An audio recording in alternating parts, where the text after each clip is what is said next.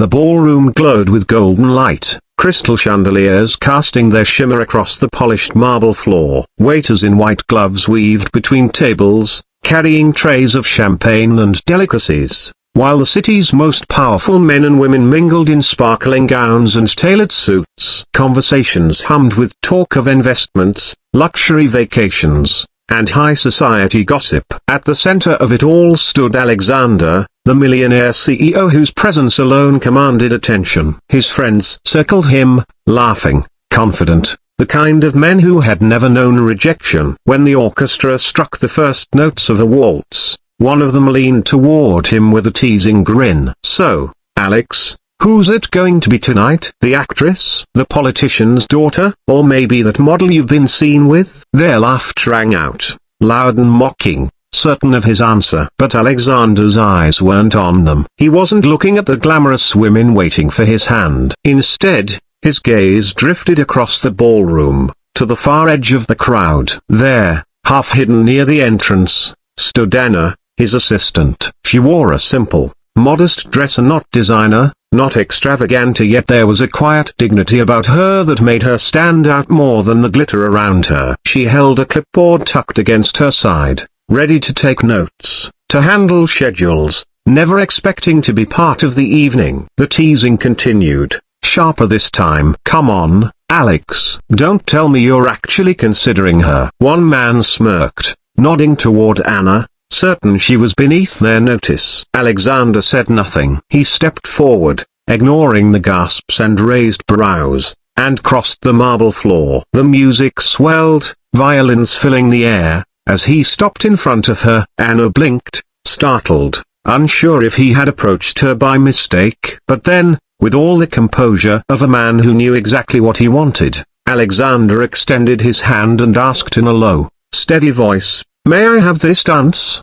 A hush fell over the tables nearest to them. For a heartbeat, no one moved, no one spoke. It was as if the entire ballroom couldn't quite believe what they were seeing. Then came the laughter, sharp and cruel, rippling across the hall like wildfire. "His assistant?"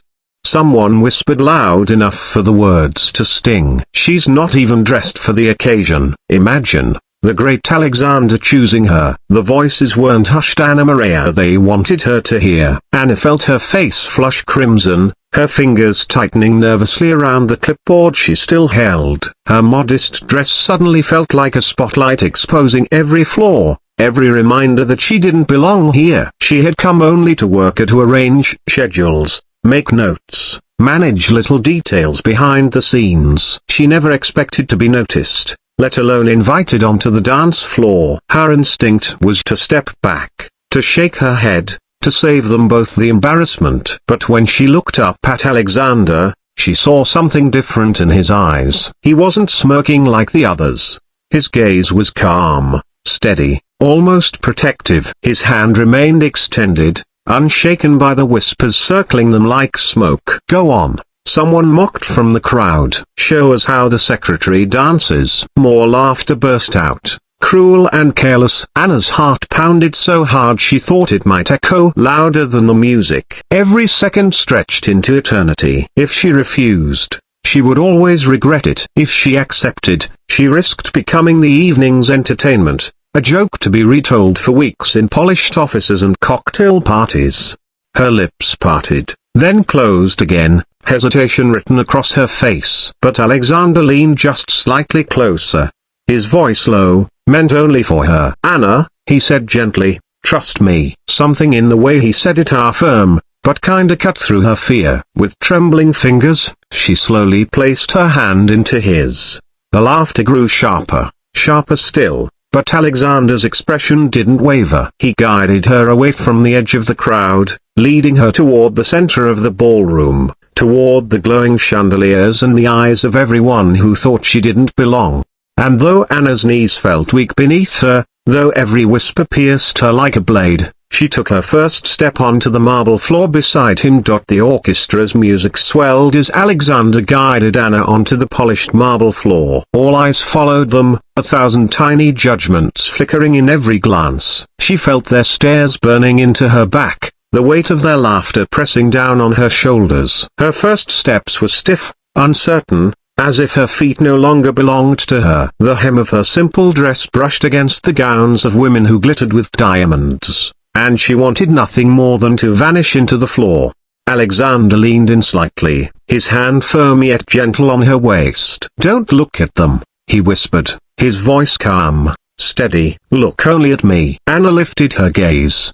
His dark eyes held no mockery, no amusement, only quiet certainty, a promise that she wasn't alone. Something inside her loosened, and for the first time that evening, she took a breath that wasn't weighed down by fear. They began to move. At first, her steps faltered, but Alexander's lead was sure, guiding her through the rhythm. Slowly, almost imperceptibly, her body found the flow of the music. One turn, then another, her movements growing lighter, more natural. The murmur of laughter around the room softened, confusion creeping into the voices that had mocked her. The violins climbed higher, and Anna twirled beneath the golden chandeliers, her dress catching the light in a way that made it shimmer, simple yet radiant. The assistant who had stood invisible by the wall only minutes before now glided across the ballroom with elegance that silenced even her harshest critics. A hush fell. The laughter stopped. One by one, the smirks faded, replaced by astonishment. Even the women in their jeweled gowns lowered their eyes, realizing that grace could not be bought, and dignity could not be faked. Anna's heartbeat matched the music, but it no longer raced from shame. It raced from something else, something that felt like freedom. With each turn, she forgot the whispers, the stares, the cruel voices. There was only Alexander's steady presence, the strength of his hand, and the certainty in his eyes that told her she belonged exactly where she was. When the final note echoed through the hall, the silence was deafening. No one clapped. No one spoke. They simply stared, stunned by the transformation that had unfolded before them. Alexander held her close, his hand resting lightly against her back. He glanced at his friends, their mouths half open in disbelief, and allowed himself the faintest smile. Then, softly enough that only she could hear, he whispered, "Sometimes, the rarest gem isn't the one that sparkles under the lights, a broken bar. It's the one that shines when no one expects it." Anna looked up at him, her cheeks warm, her eyes bright with tears she no longer feared. For the first time in her life, she wasn't just someone's assistant. She was seen.